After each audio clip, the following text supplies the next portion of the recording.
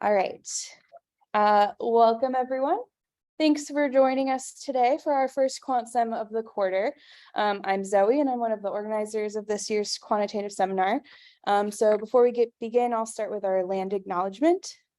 The University of Washington acknowledges the Coast Salish peoples of this land, the land which touches the shared waters of all bands and tribes in Suquamish, Tulalip, and Muckleshoot nations.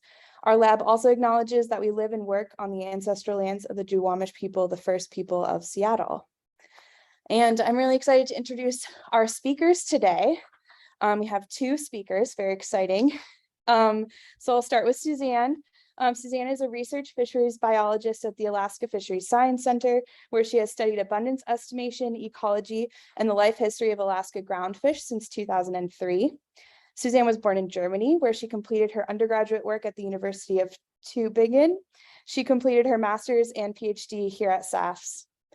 Susanne has conducted fish tagging studies since 2003 on several Alaskan groundfish. Satellite tagging of Pacific cod has been her most recent research focus, where she has worked collaboratively with Alaska Fisheries Science Center scientists, other research partners, and the fishing industry to establish the PACT, the Pacific Cod Tagging Program in Alaska waters. And then we also have Julie here, and Julie specializes in research to understand fish movement, behavior, and activity patterns using electronic tags. She has more than 20 years of experience tagging and tracking marine species, including king and tanner crabs, Pacific halibut, Pacific cod, spiny dogfish, salmon sharks, and Pacific sleeper sharks.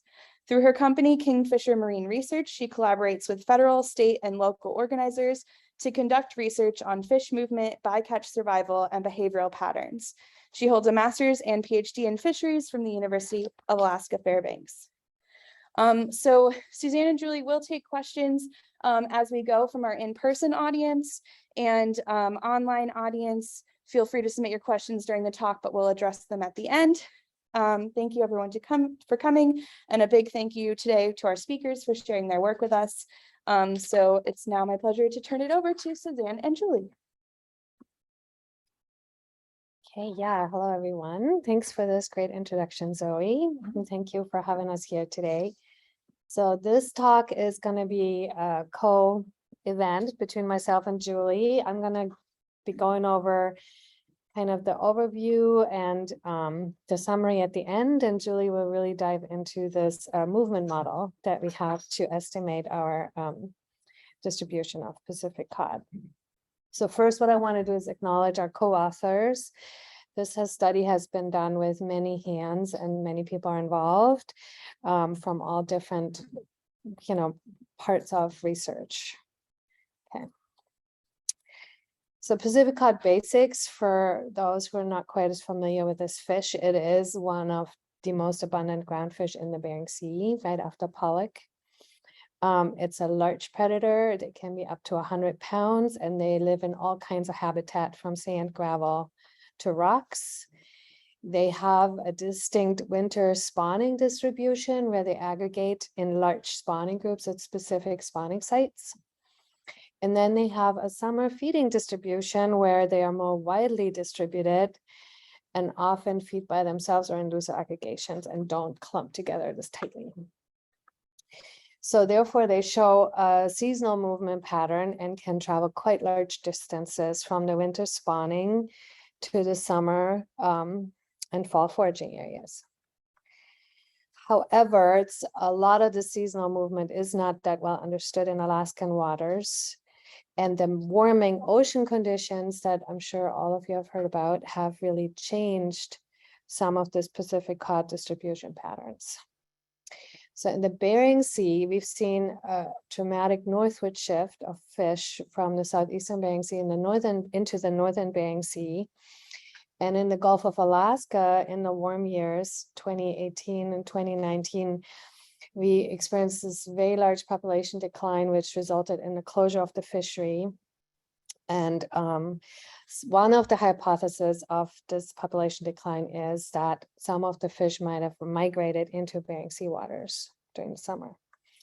So this is just a little snapshot at temperature. What you can see here is temperature maps collected during the summer survey from the Alaska Fisheries Science Center Groundfish Survey.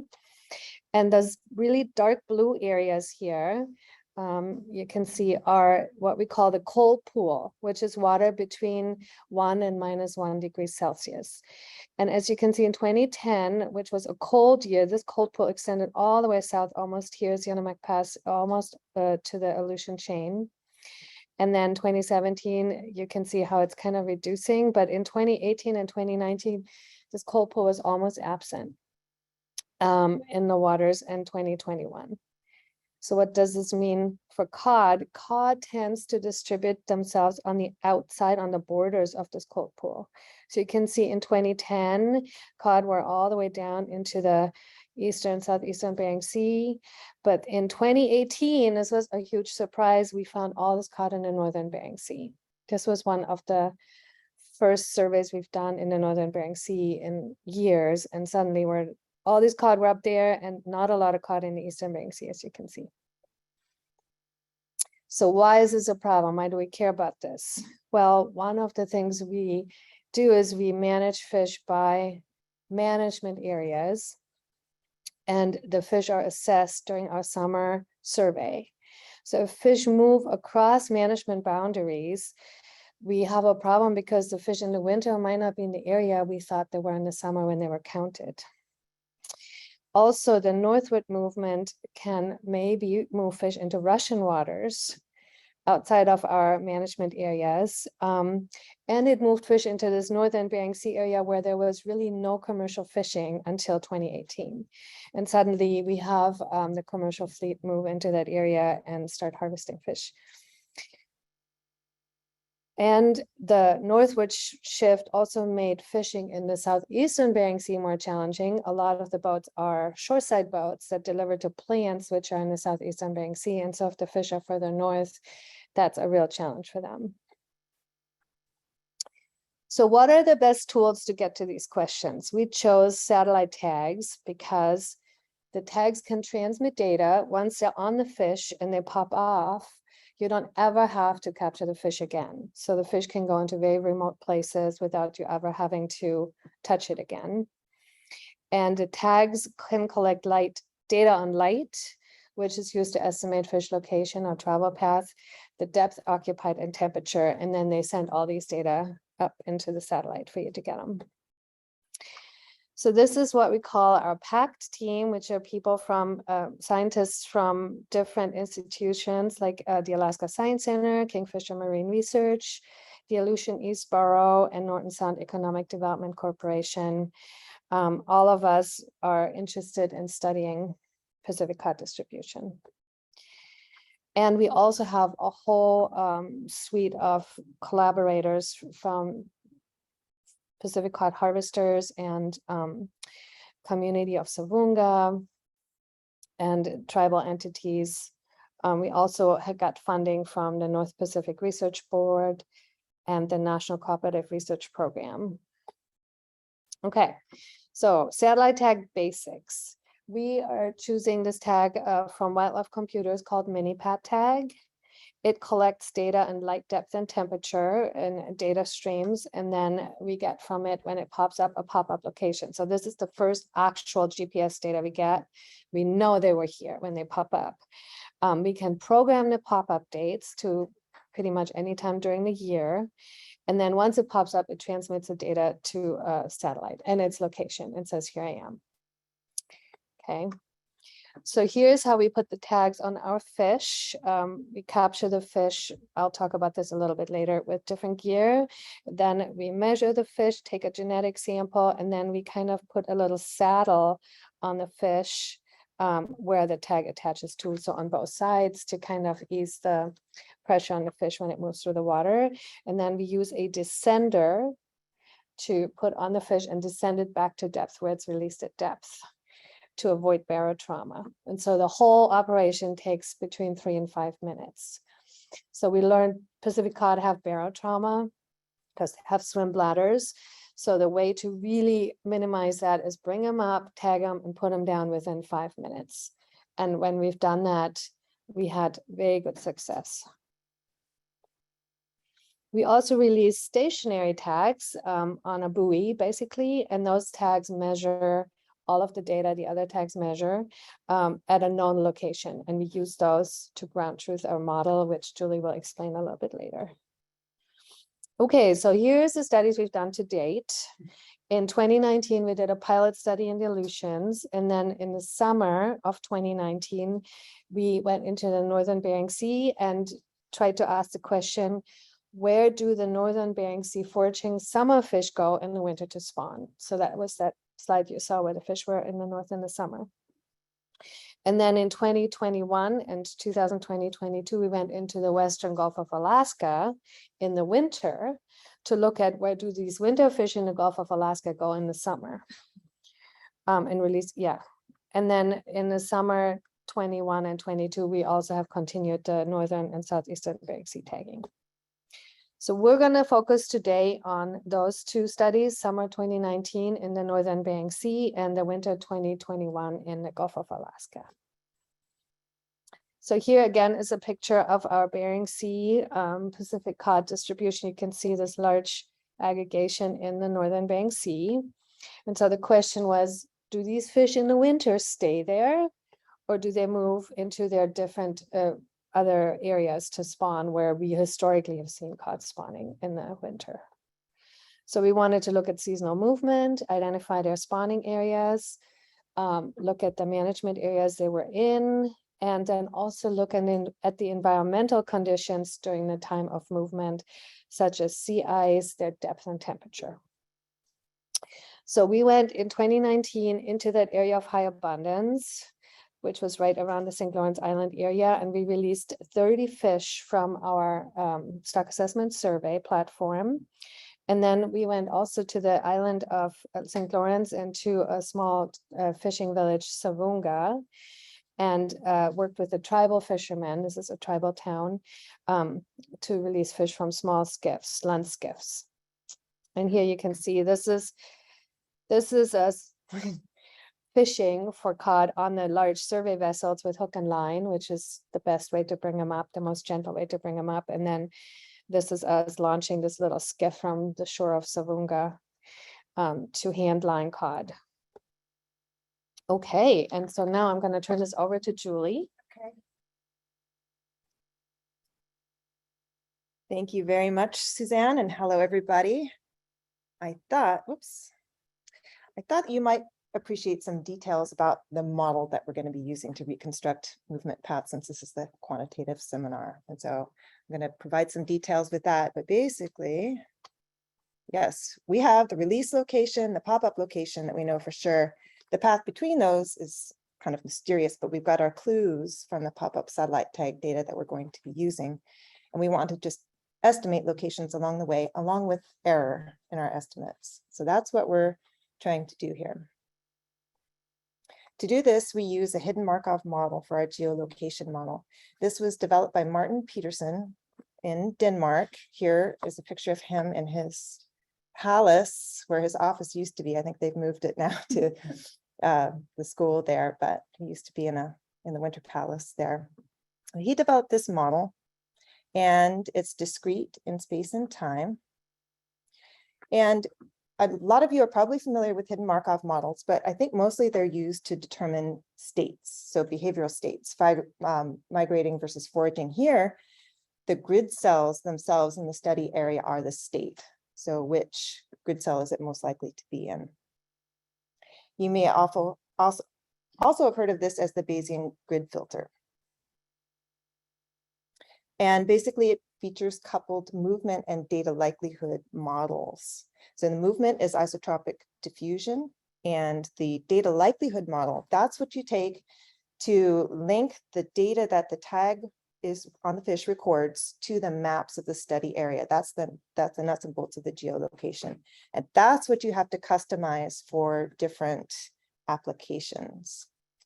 And so this is a schematic of how the model works. And it's really actually pretty darn simple once you get the hang of it. So here's in your lower left here is your gridded study area.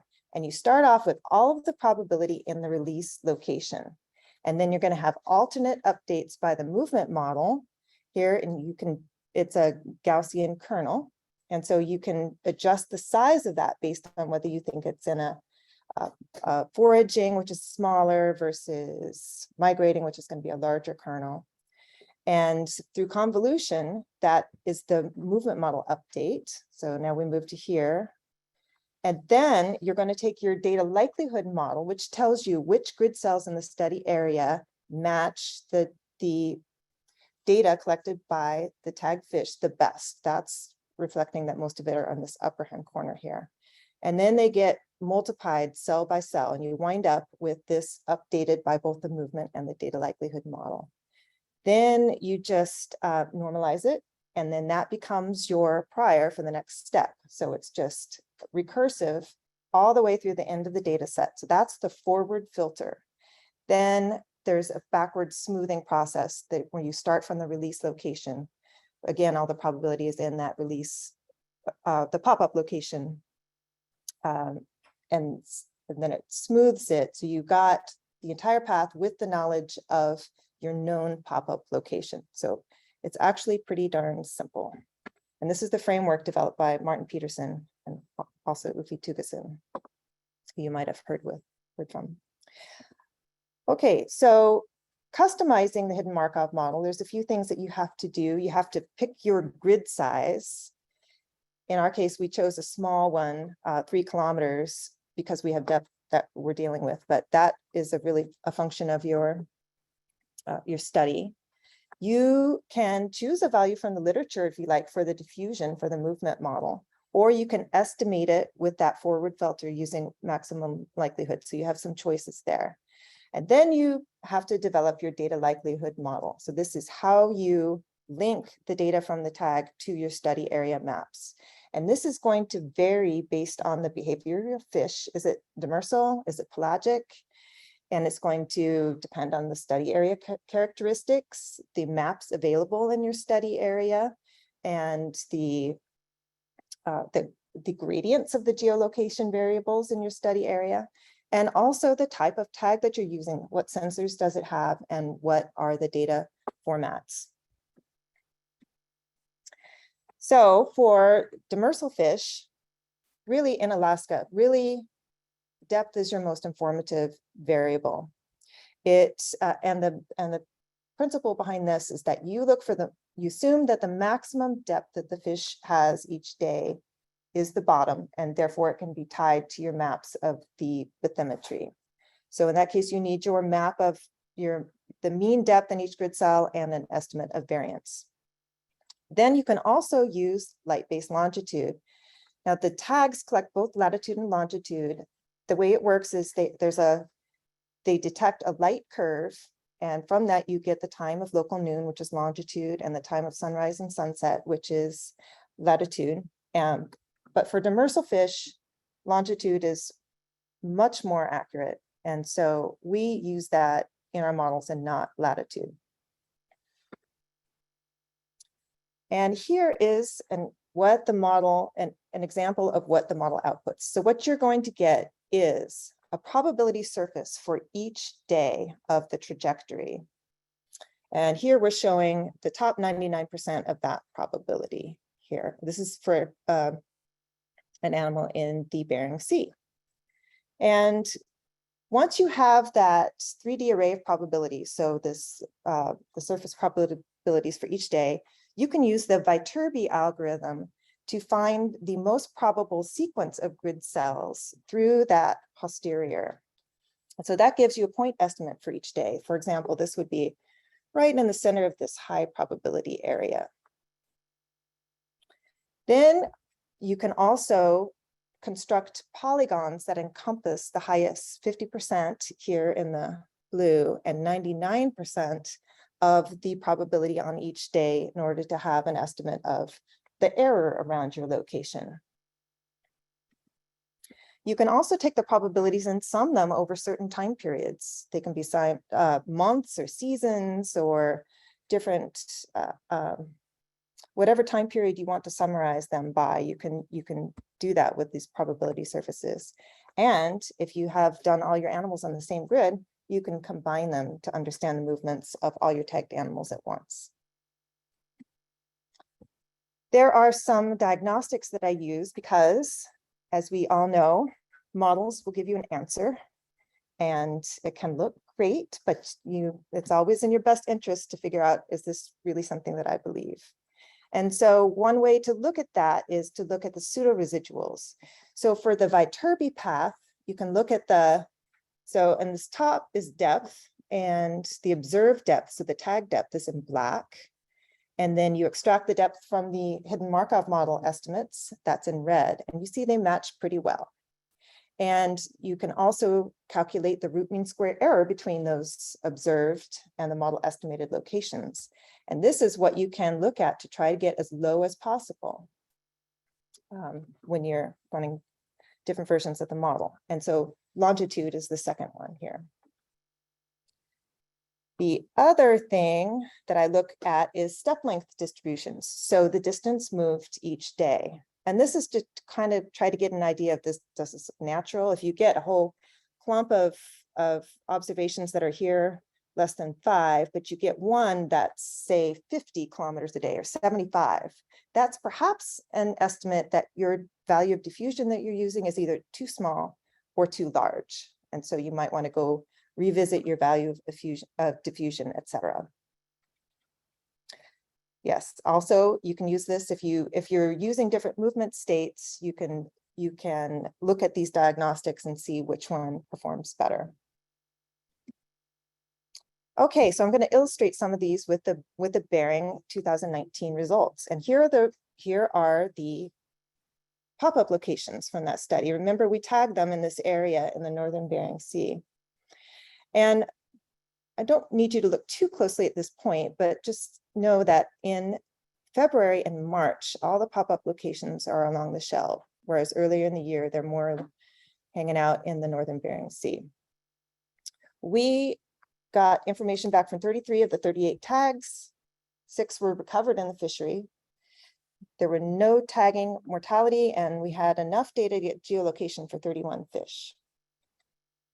And here's an example of an estimated pathway for one fish. So in this case, the 99% error polygons are shown here in the dashed line. So that's kind of the larger estimate of the error. And then the 50% polygons are color-coded by month. And so you can see that this fish was tagged in St. Lawrence Island in August, and it popped up in the Gulf of Alaska in March, and it had moved about 1,000 kilometers to get to its spawning location in winter. And here's another estimate of example of a reconstructed pathway. In this case, the fish was released in the same area. The tag popped up 250 kilometers from where it was tagged, but based on the reconstructed path, we could tell that the fish had actually moved 1,500 kilometers round trip down to the Pribilof Islands in March and made its way back into the northern Bering Sea for the following summer. So pretty cool to be able to do that. And now here's what it looks like to do. This is a composite probability for all tags combined. And the highest probability is here in the yellow. And the sample size varies from month to month. So that is listed on each graph. And I'm just going to walk through all the months so you can see how the tag probabilities change over time. So in August and September and going into October, the probabilities are all they're mostly in the northern Bering Sea and kind of spreading out a bit. And in November, they start to spread more south and more into Russia. And then in December, you see the ice edge coming down. That's marked here in the dotted line in the dashed area. And now you can see all the animals are moving toward the edge, away from that sea ice.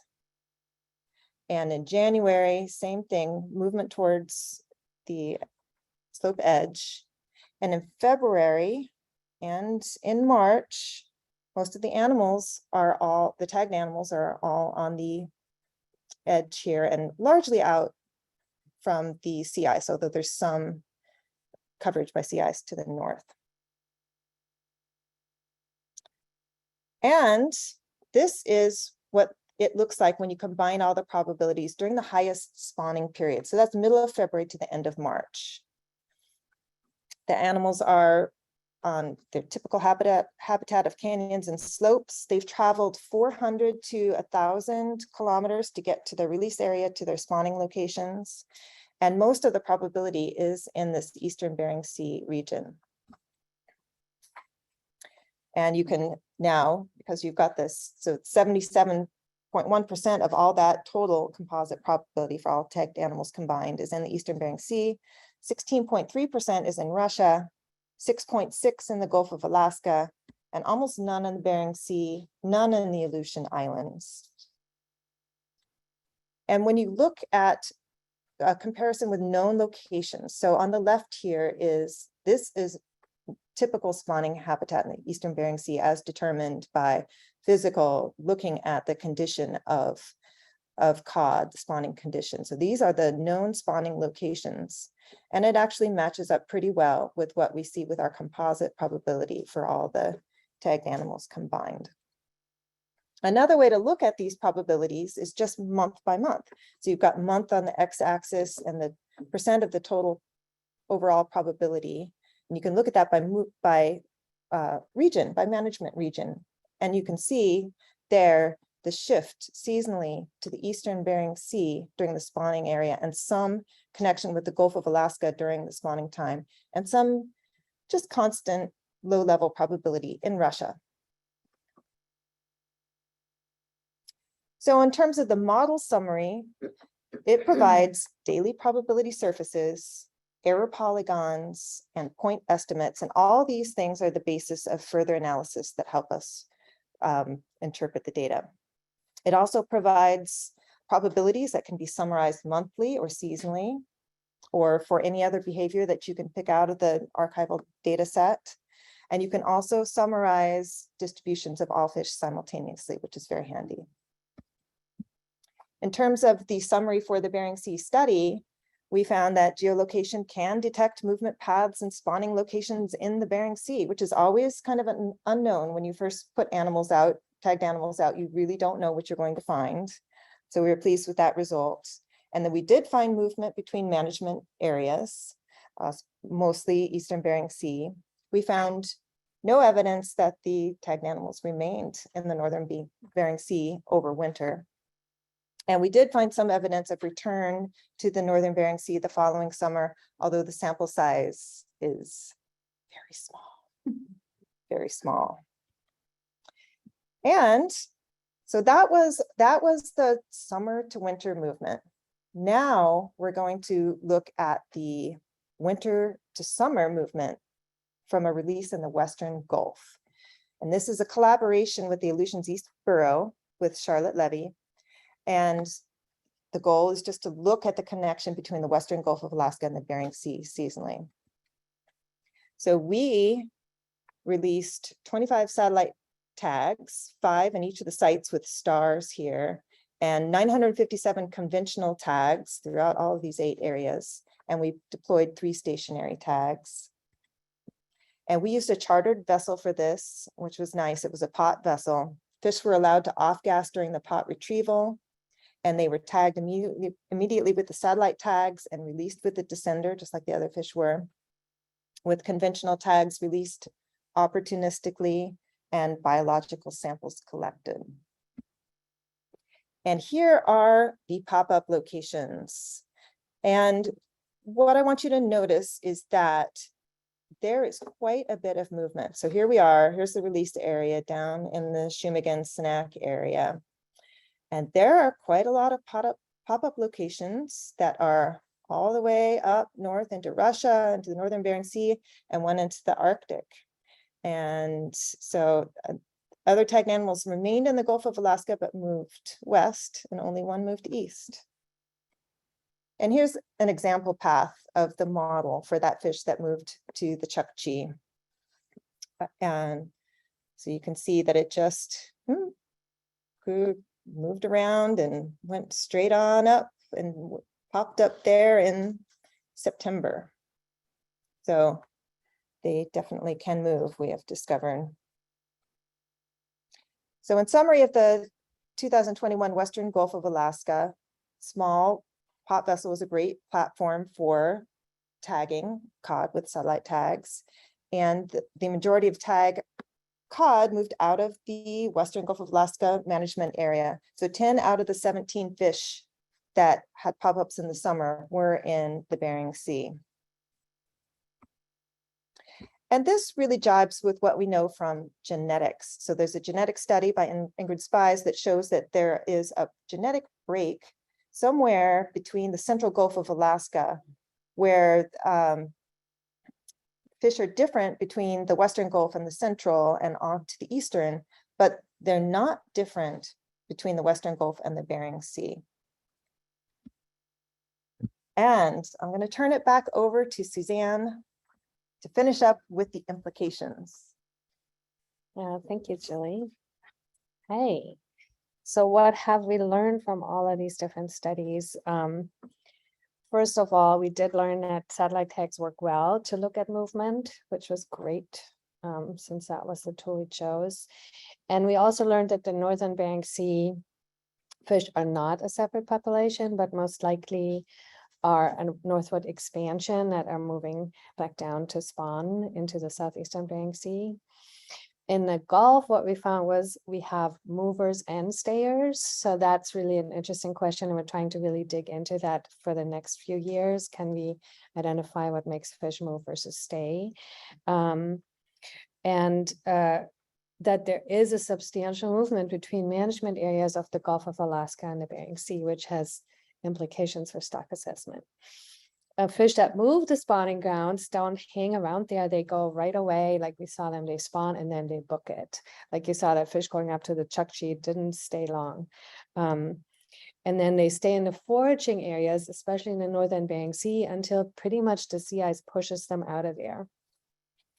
At least that's what we observed.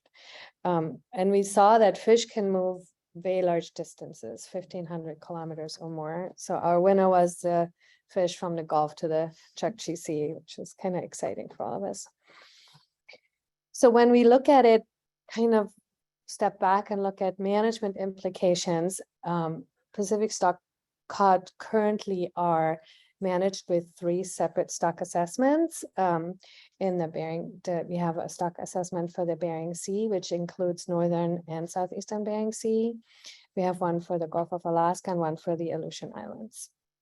The biomass estimates, as you remember, come from the summer survey, but there's a lot of fishing effort in the winter, right? So the movement that we learned about from the fish that were tagged in the northern Bering Sea, we basically are not quite as concerned about because they're moving within the same assessment area. So they didn't turn out to be a separate population that need to be assessed separately. We see those fish in the summer, but in the winter they stay within most of them stay within that Bering Sea management area. This only becomes a much larger problem if a larger percentage of fish move completely out of that area, like the fish that move to the Arctic or the fish that move to Russia. Because then we either lose fish to a population or fish come in from a population that we're not aware of. The management implications for the movement between the Gulf and the Bering Sea was that we did see quite substantial movement. And therefore, when we do our summer biomass estimate, we might not have a very good idea where these fish are in the winter and which management area. And so that really has sparked quite a bit of conversation with us and the stock assessment scientists on how to address this in the future. And there's a real effort to try to come up with a multi-area model, maybe, that can connect the 2 management areas. But it's not only enough to count fish and figure out where they move, which is kind of what the survey does, but I really think for cod, they have huge ecosystem implications if this large population moves into a different area. They are the biggest, probably one of the biggest piscivores in the system, and cod grow tremendously fast and eat a lot of food. So this northward shift of this cod population into an area where they really weren't observed before could really have a large effect on the ecosystem, because wherever they go, they eat.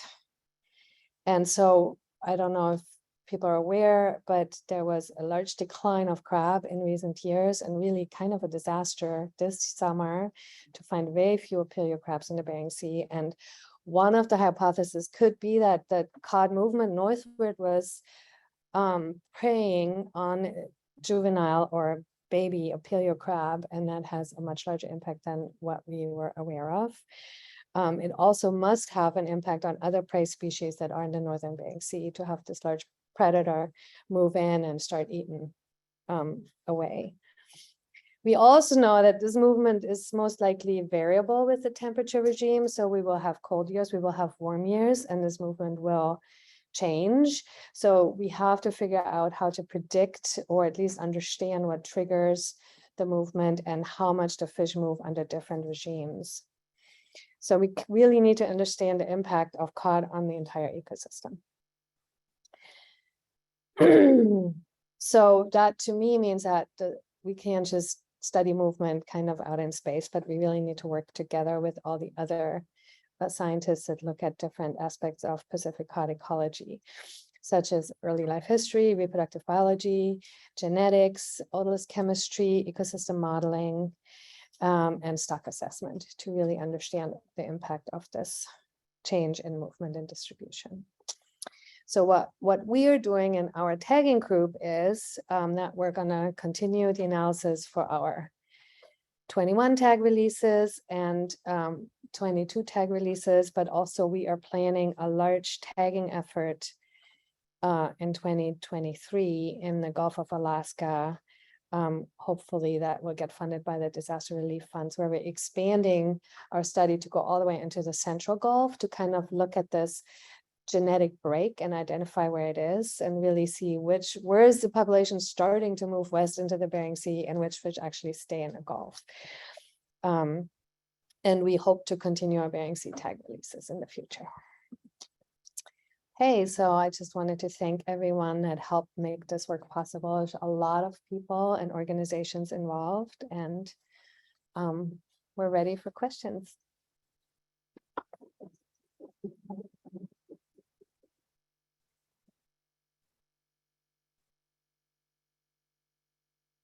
Yes.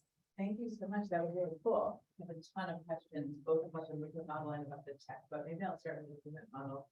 So obviously there are lots of different ways of modeling movement. You chose one approach. Did you consider modeling movement as a function of environmental gradients, given that you think they are moving in response to temperature? Yeah, so the question is, did we consider modeling as a function of environmental gradients, assuming the fish would move with those sorts of gradients? We have not considered that, but and that requires an understanding of, oh yes, the fish likes this gradient, because you never really know what is a coincidence or not.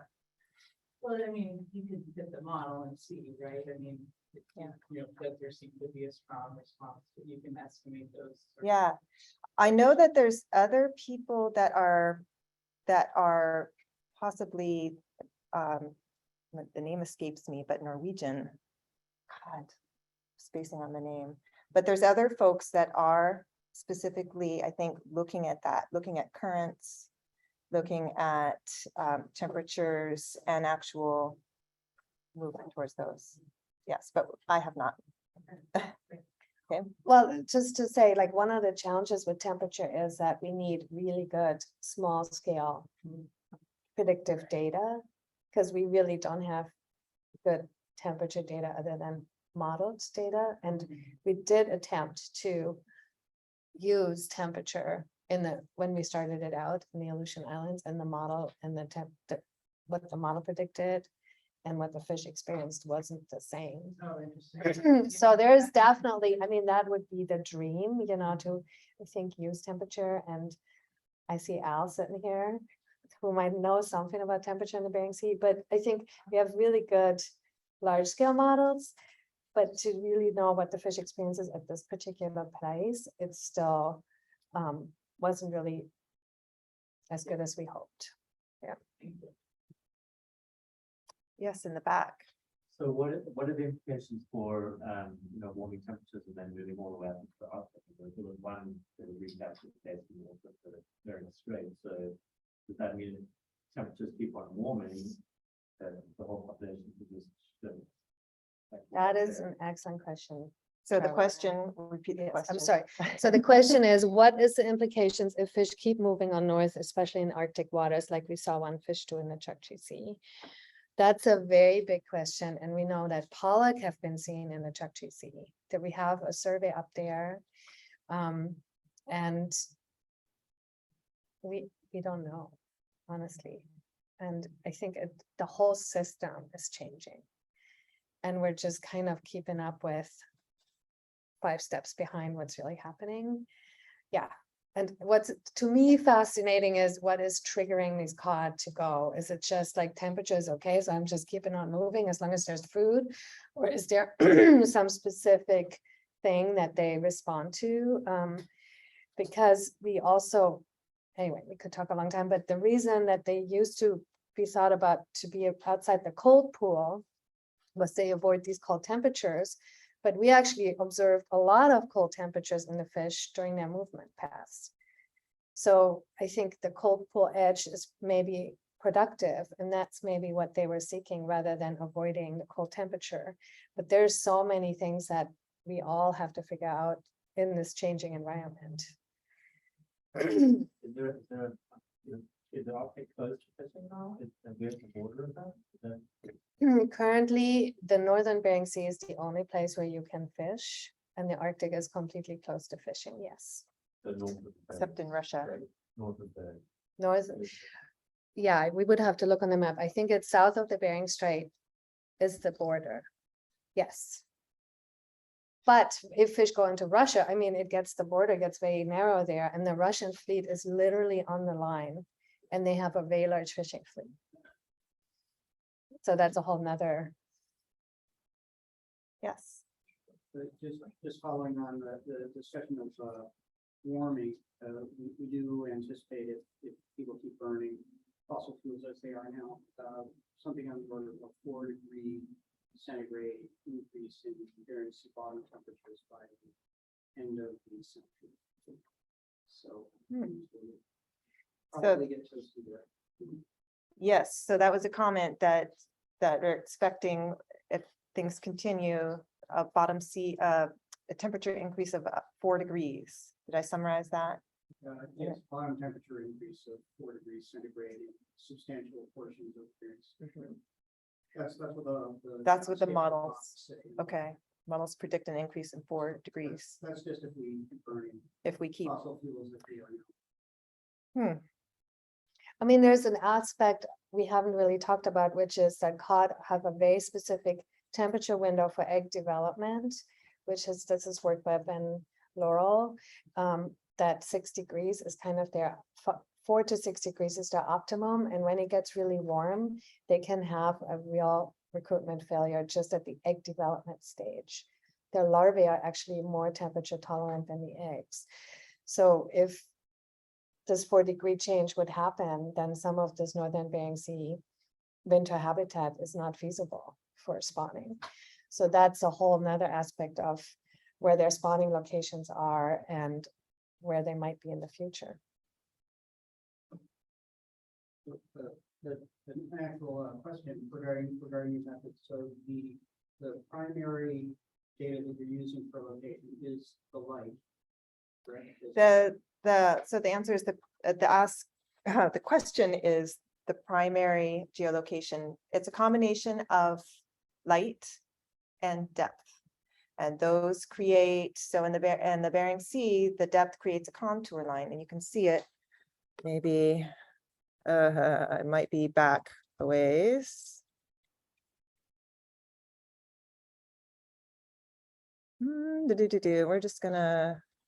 Well, you see it right there on those maps. Okay, this is the one I was looking for. So this is the Bering Sea. And this is the depth contour. And so this is reflecting the depth that the fish measured on the tag. And that contour, the likelihood goes all up and down the Alaska coastline.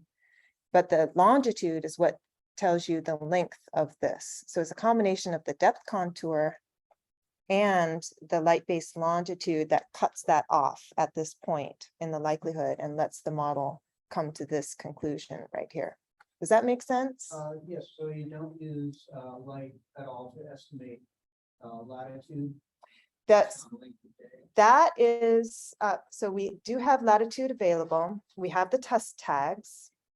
And there's a bias to the test tags that we've, or to the latitude that we've determined from the test tags. And that changes from the summer. So summer, they're all south of where they should be. And then September comes and it all just goes gobbledygook because it's equinox. And then it's biased to the north.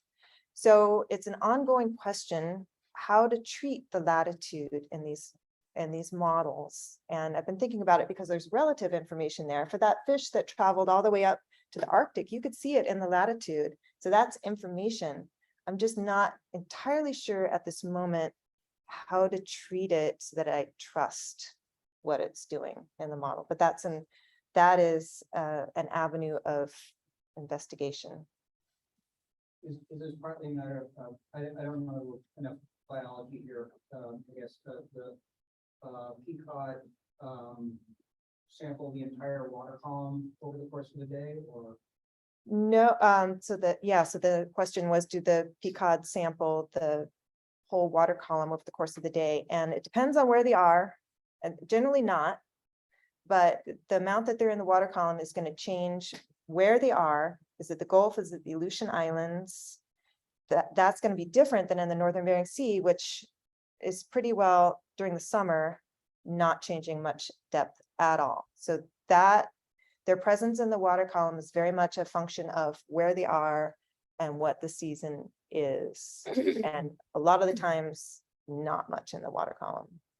And that is pretty good news for the light-based geolocation, because you may have heard about the problems with things like sharks, blue sharks, any kind of shark, or any kind of animal that dives when it starts to get dark or changes their depth when it starts to get light. That really throws off the light curve that the algorithm is using to make these estimates of what latitude and longitude are.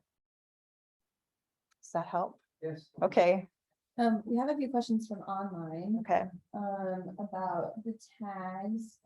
So people are wondering if the tags are expensive and why they're attached so close to the head. Oh, okay. The tags are $4,000. So yes, they're expensive, but in the scheme of the research that you're doing in vessel time and the amount that it would take to get that kind of information, it's maybe not so much. But yes, they're expensive. And the picture may have been, was that from an earlier? Yeah. So I'm amazed someone caught up to.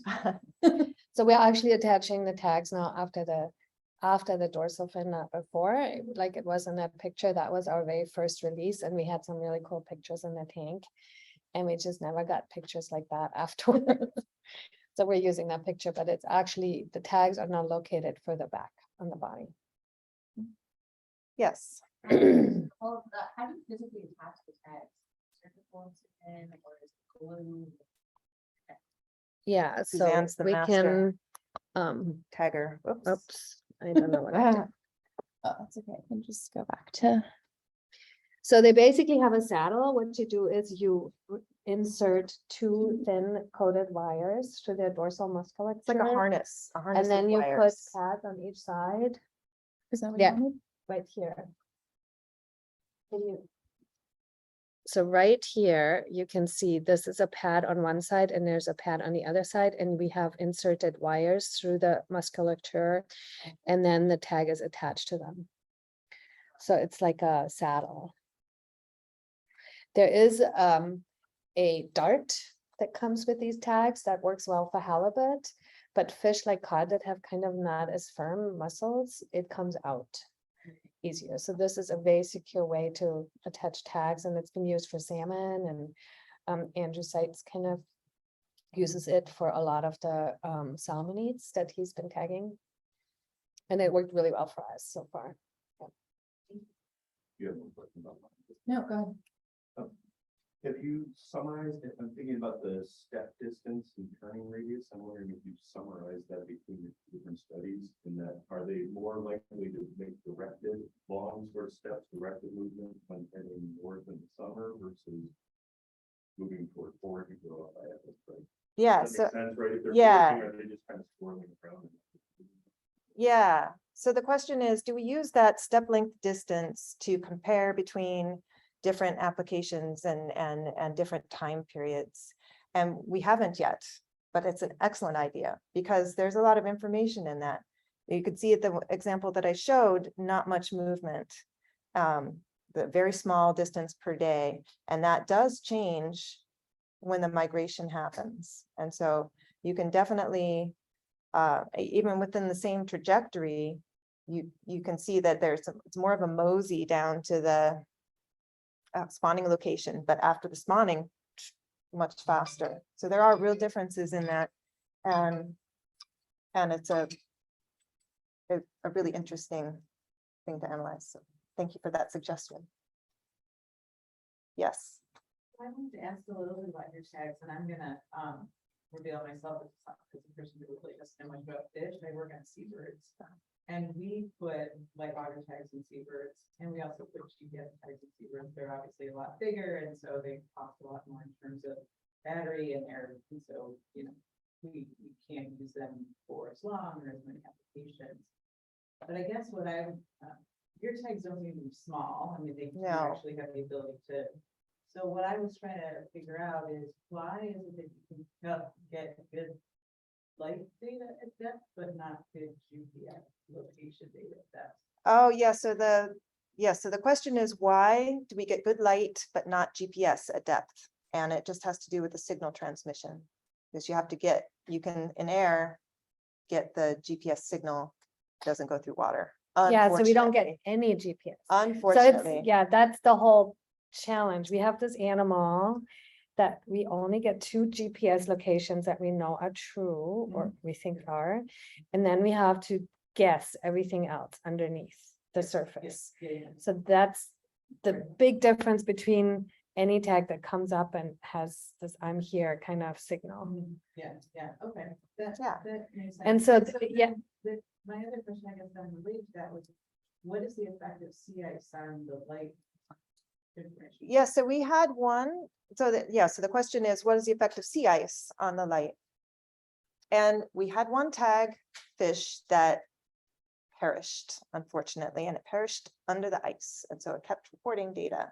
And so there is light data under the ice. So this was shallow. It was about 30 meters. And so there was data. It was really messy. And so but that was information that we didn't have. So just part of our ongoing process, trying to figure that out. Yes.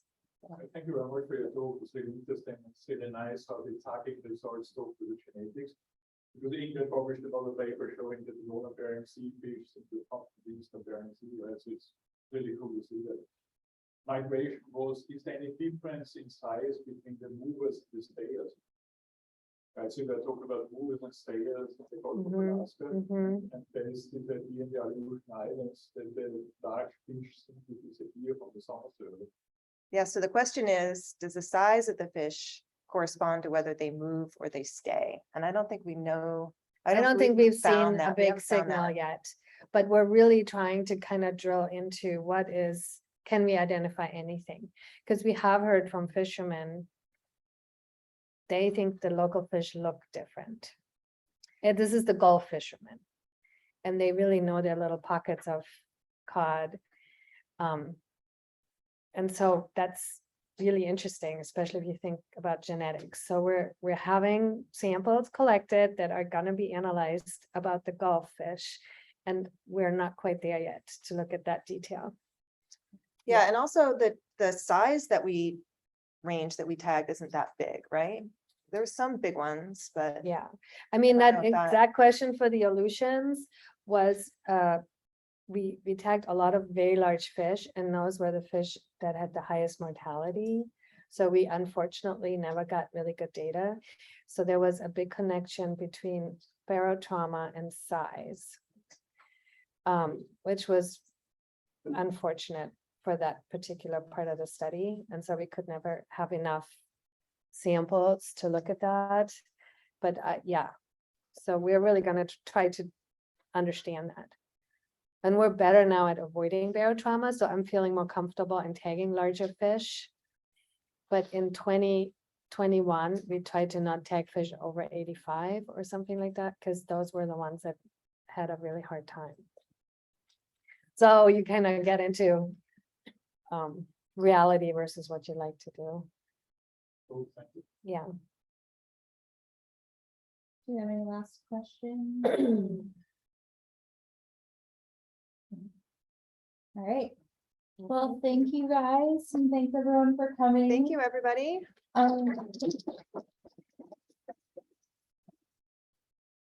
just want to plug next week, we're having a slightly different quant sem where we're going to have 3 short presentations by grad students, including one by Marcus, who's in here.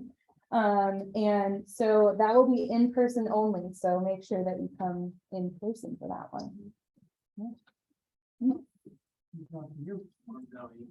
Next one, is it for 2 minutes?